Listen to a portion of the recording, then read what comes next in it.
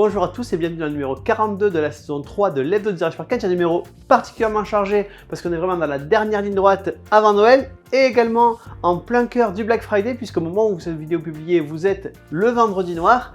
Avec toutes les promos qui sont en cours, il y a des vidéos spéciales qui ont été faites, je ne reviens pas dessus. Mais on démarre tout de suite avec des jeux qui ne sont pas concernés par les promos du Black Friday, qui ne concernent pas les nouveautés. Voici les nouveautés de la semaine. Et on commence avec Ma Vie de Renard, un jeu qui est à la fois un jeu extrêmement ludique, mais également une occasion d'apprendre des choses sur la vraie vie des animaux sauvages et notamment des renards. Dans Ma Vie de Renard, vous êtes donc un renard qui va faire une course avec les autres renards, qui va essayer de flairer devant lui ce qui peut se passer et prendre le meilleur chemin possible. Donc une composante de mémoire évidemment, une composante de stratégie également, puisque vous allez devoir sélectionner les différents chemins possibles avec les plus agréables. Par exemple, vous pouvez avoir des poubelles que vous allez pouvoir fouiller pour vous nourrir et avoir plus d'énergie, ou au contraire des chemins qui vont être moins favorables mais peut-être plus directs. C'est Ma Vie de Renard. Et on continue avec Des Bruits dans la nuit, un jeu de déduction pour toute la famille à partir de 8 ans. C'est un jeu dans lequel vous allez chacun avoir un personnage caché qui va se déplacer dans une maison et va pouvoir laisser des indices derrière lui. Au plus vous allez laisser d'indices et plus vous allez marquer de points, mais plus vous allez laisser des indices et plus vous allez laisser la possibilité aux autres joueurs de deviner qui vous êtes et où vous êtes. L'objectif est d'arriver à une espèce d'équilibre pour marquer un maximum de points sans vous faire découvrir. C'est Des Bruits dans la nuit. Et on continue avec Shipatsu,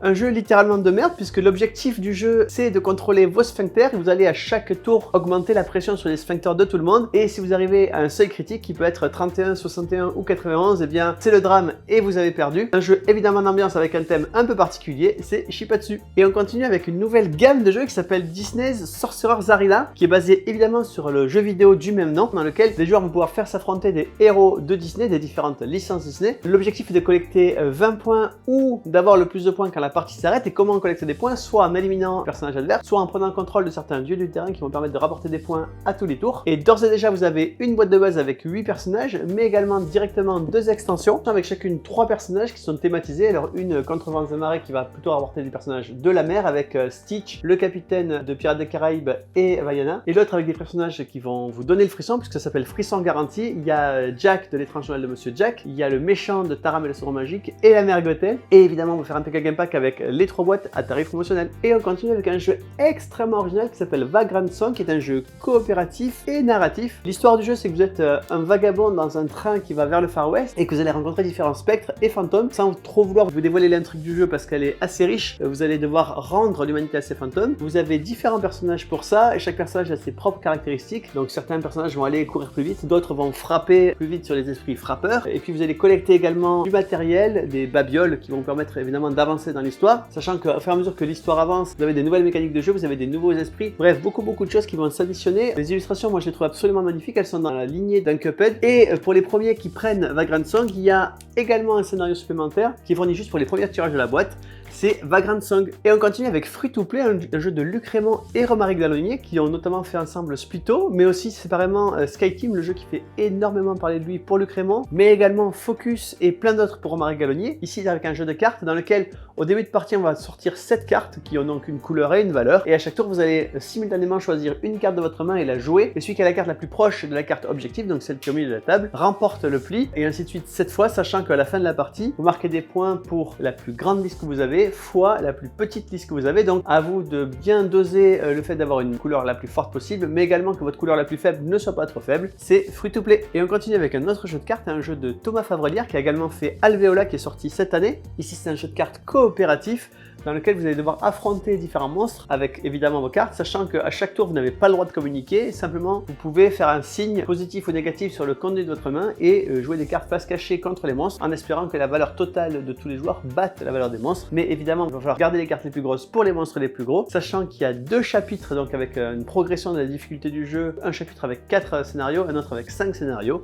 C'est synchro. Et on continue avec Vampire Village, un jeu de Maxime Rambourg qui a notamment fait The Loop, Big Book of Madness, mais également Mind Up ou C'est évident. Ici il arrive avec un jeu de draft dans lequel vous allez devoir construire un village qui va le mieux possible résister à des hordes de monstres qui vont arriver dessus, sachant que les hordes de monstres c'est vous qui allez les gérer, donc vous allez devoir à la fois drafter votre village et le construire de façon qui résiste le mieux possible aux différents types de monstres qui existent, mais également prendre les monstres que vous allez envoyer sur les villages de vos voisins pour essayer de les détruire et leur faire le plus de mal possible.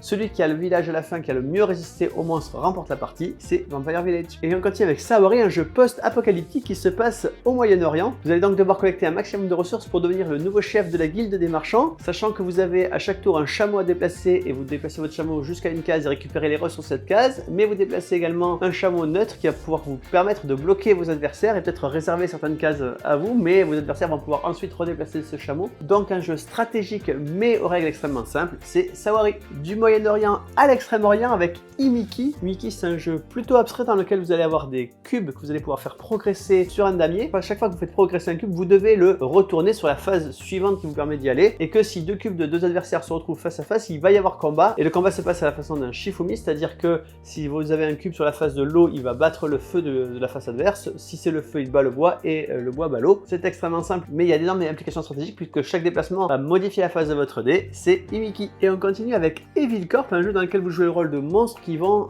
tenter d'effrayer des villages d'humains. Le premier joueur qui arrive à effrayer 2 villages d'humains remporte la partie. C'est un jeu de backbuilding. Backbuilding, qu'est-ce que c'est? Si vous allez construire un sac avec des monstres dedans que vous allez pouvoir tirer et utiliser au fur et à mesure de la partie, sachant qu'à chaque tour vous allez pouvoir soit recruter des monstres, soit utiliser un pouvoir de monstre existant, soit rajouter un monstre. C'est Evil Corp. Vous êtes fan des chroniques des Bridgerton ou des romans de Jane Austen comme Orgueil et Préjugés, où la boîte vous a sûrement déjà tapé dans l'œil. C'est Obsession. Obsession, c'est un jeu dans lequel vous allez jouer dans l'Angleterre victorienne évidemment, et vous allez devoir gérer votre domaine et votre famille. Donc à chaque tour vous allez pouvoir organiser des événements qui vont nécessiter des majordomes, des servantes, mais également que vous ayez un certain niveau de réputation, sachant qu'une fois que vous organisez un événement, vous allez pouvoir y envoyer des membres de votre famille, y envoyer des invités, et ça va vous faire gagner de nouveaux servants parce que les invités arrivent avec leurs serviteurs, évidemment de la réputation. Et si la boîte ne vous suffisait pas, il y a directement deux extensions qui arrivent avec. Une extension, l'extension Wessex, qui vous apporte une nouvelle famille, donc une nouvelle façon de jouer à Obsession, mais également l'extension Upstairs Downstairs qui vous apporte pas mal de matériel pour l'extension, mais également la possibilité de jouer avec un 5e joueur, pas mal de nouvelles cartes, pas mal de variétés dans le jeu, et évidemment il y aura un PK Game Pack avec la boîte de base et les deux extensions pour Obsession. Et on continue avec Mythic Battles, la version Panthéon. Alors Mythic Battles, c'est un jeu dans lequel vous jouez le rôle de dieux. Dans la version Panthéon, ce sont des dieux grecs qui vont s'affronter. Pour une première fois dans l'hebdo, il y a tellement de boîtes et de très grosses boîtes que je ne peux pas toutes vous les présenter d'un coup en les prenant dans les bras parce que c'est trop de place et trop lourd. Vous avez la boîte de base donc qui est Mythic Battle Panthéon, mais également plein de dieux qui ont chacun leur propre boîte. Vous avez les boîtes les plus petites avec Atlas, les juges du monde souterrain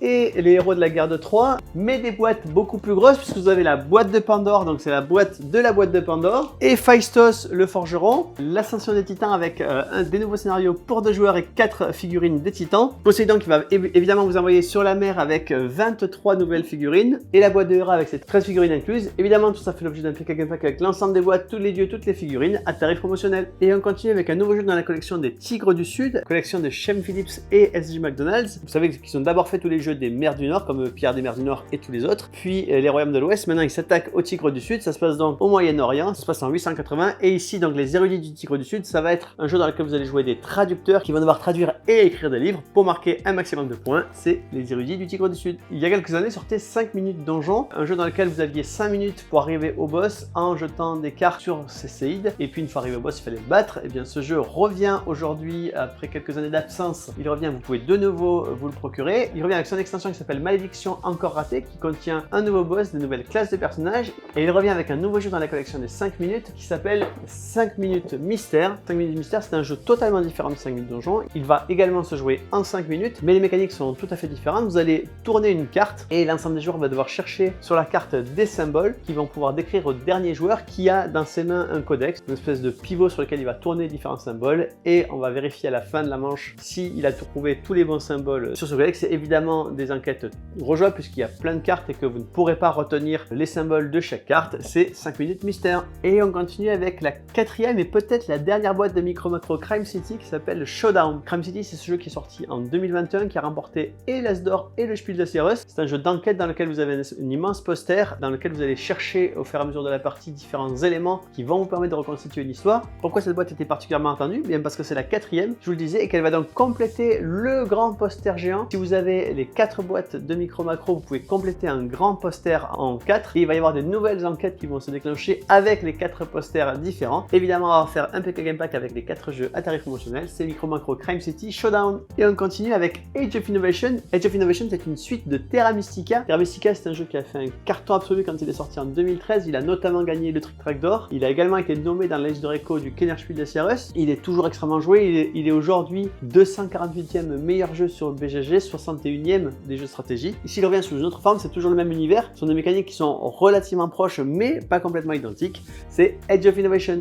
Et puisqu'on parle de jeux qui ont fait un carton absolu à leur sortie, voici El Grande qui est dans le top 100 de BGG puisqu'il est 92e, 78e meilleur jeu de stratégie. Bref, un incontournable de Wolfgang Kramer. Il n'était pas ressorti depuis extrêmement longtemps, donc il était un peu daté avec des graphismes un peu anciens. Il revient ici remis au goût du jour, c'est El Grande, l'édition 2023. Et on continue avec Pantémor, un jeu qui était déjà diffusé en 2013 une première fois, diffusion un peu confidentielle, toujours le même jeu extrêmement efficace dans lequel il y a deux phases. Une première phase dans laquelle vous allez collecter des cartes de façon assez simple, hein. Vous allez jouer des cartes de façon simultanée, et le joueur qui a joué la plus grosse carte remporte le pli, sauf que s'il y a deux cartes identiques qui ont été jouées, elles sont ignorées et on passe à la carte suivante. Il y a une phase de roulette russe dans laquelle vous allez tirer une carte dans le barillet virtuel de 6 cartes. Si jamais c'est une balle, et bien vous avez perdu, sauf si vous avez des cartes à défausser, d'où l'intérêt de gagner des cartes en début de partie. Vous pouvez également remélanger le barillet, remettre des cartes vides à l'intérieur, c'est Pantémor. Et on continue avec Outlive, un jeu post-apocalyptique là aussi, dans lequel vous allez devoir démontrer à une caravane qui passe que vous êtes digne de la rejoindre, et donc vous allez devoir faire preuve de vos talents de survivant à cet apocalypse. A noter que cette boîte que j'ai entre les mains, c'est l'édition complète, c'est-à-dire qu'il y a non seulement le jeu de base Outlive, mais également l'extension Underwater qui était sortie séparément, mais également un mode solo pour jouer tout seul à Outlive.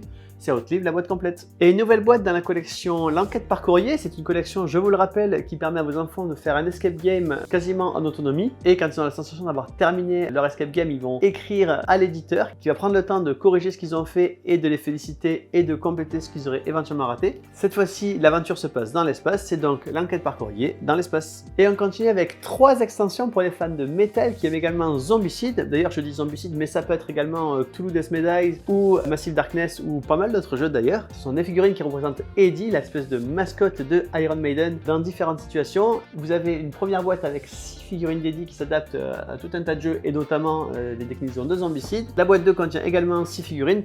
Quant à la boîte 3, elle contient 2 figurines, mais ce sont Eddie la Peur et Eddie le dieu d'osier. Bref, au total 14 figurines d'Eddie dans des formes différentes. Ce sont les boîtes pour Zombicide, d'Iron Maiden. 3 bonnes nouvelles pour les fans de Ghost Weeks. Vous avez déjà 2 playmats qui viennent d'arriver, donc des playmats évidemment parfaitement adaptés à leur jeu favori, mais également une nouvelle faction qui vient évidemment enrichir vos parties, puisque une nouvelle faction c'est à la fois une nouvelle façon de jouer, mais également un nouvel objectif, donc évidemment des combinaisons à n'en plus finir. Ghost Weeks, les playmats et la nouvelle faction.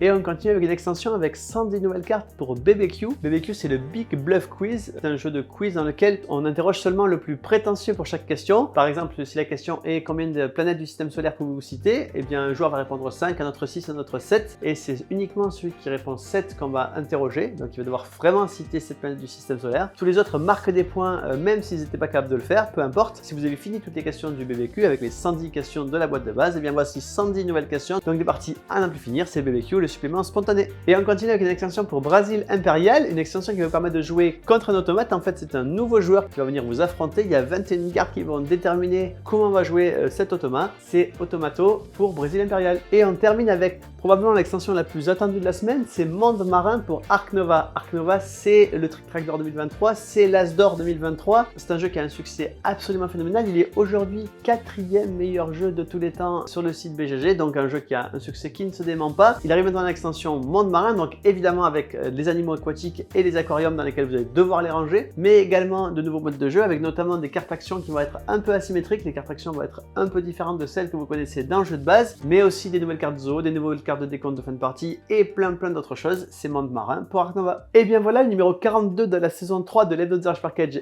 est terminé. Si vous êtes intéressé par les promotions de Package, n'hésitez pas à vous diriger vers la vidéo qui les présente pour le Black Friday. Et sinon, moi je vous donne rendez-vous à la semaine prochaine.